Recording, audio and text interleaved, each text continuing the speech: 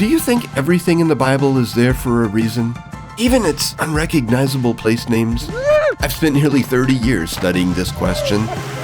Join me to experience how the regions of the Holy Land are part of the story. I'm Jack Beck, and this is the Holy Land. Good morning. I'm looking for Peter. Welcome. It's a beautiful morning, and it's beautiful here. It's so good to meet you. Nice to meet you. This is Peter, who has a vineyard minutes away from the Elah Valley, the place in the Bible where David fought Goliath. Today, this rural region of the Shephelah is home to many farms among these rolling hills. Peter and his wife, Batsheva, operate a winery, drawing tourists from all over the world.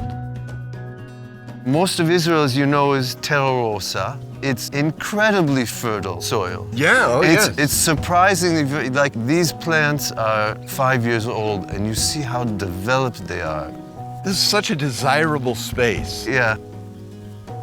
Shephelah is kind of an intermediate zone. It's foothills or it's the lowlands. Yeah. If you go straight west, that's the Mediterranean. Right. And if you go east into the direction of the sun, you're going up somewhere between Bethlehem and Jerusalem. So central mountains of the Judean hill country. Right. The Shephelah was a meeting place between the central mountains and the people living on the coastal plain. It's where cultures, ideas, and faiths sometimes washed over each other. When you drove here, you came through the Elah Valley. And the Elah Valley is where the battle took place, David and Goliath. We can see from the porch where Goliath grew up. The quote is very clear in the Bible. From what town David came and from what town Goliath came. Lots of geography. And they stood in the valley and they fought their little battle instead of the armies coming out. You might be thinking, David and Goliath? I already know that story. Well, you may be surprised to find that this is not a simple tale about a hero underdog. It's about something much bigger, a national emergency for Israel and King Saul. And this is a place that reveals the true nature of where a nation or a person places its trust. It was here in the lowlands of the Shephelah that the tide of the Philistine army, who controlled the coastal plain, was encroaching on Israelite territory. Their intentions were to move through the Elah Valley and ultimately control the whole economic corridor that extended from the Mediterranean Sea to the Syrian desert.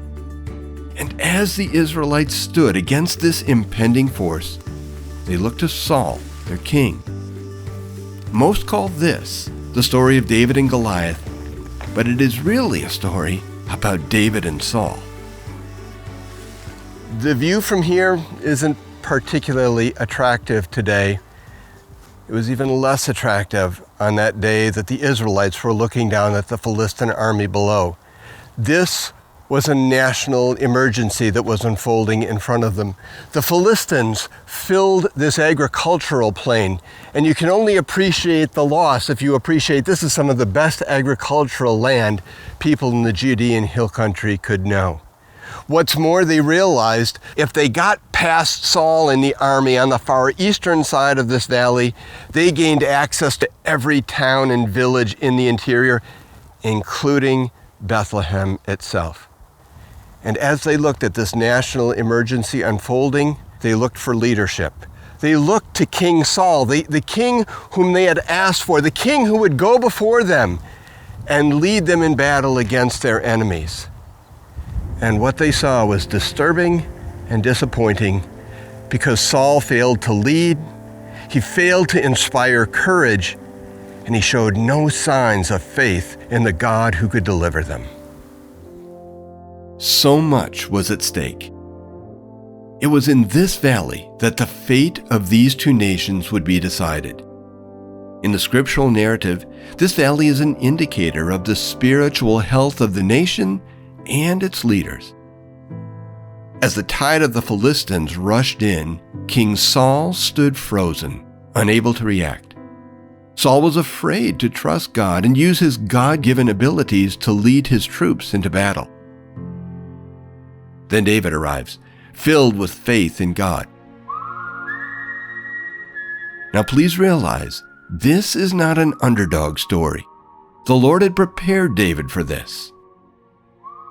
Outwardly, David appears to lack the stature and abilities needed to fight the enemy, but David's unique skills, developed as a shepherd protecting his flock from wild animals, equipped him for this crucial moment in Israel's history. It's lightweight, it's portable, and it's absolutely lethal. This is the kind of weapon David brought into the battle against Goliath, a sling. Here we go. Fire in the hole. So, like many of my golf shots, I have no idea where that went. So we try again. Wow, that was terrible. That was my worst yet. In order to get this thing to release at 100 miles an hour and be accurate, you need to practice all the time in the wilderness, like David did when he was shepherding the sheep. We see David picking this thing up, and if we understand what this can do, we immediately see that David's got some game. You know, as a Bible geographer, I'm much more comfortable around reading maps than I am ancient weapons. All of that to say it's going to be a weapon someone could train on and become very accurate with, and it's the tool that David took into the battle with Goliath.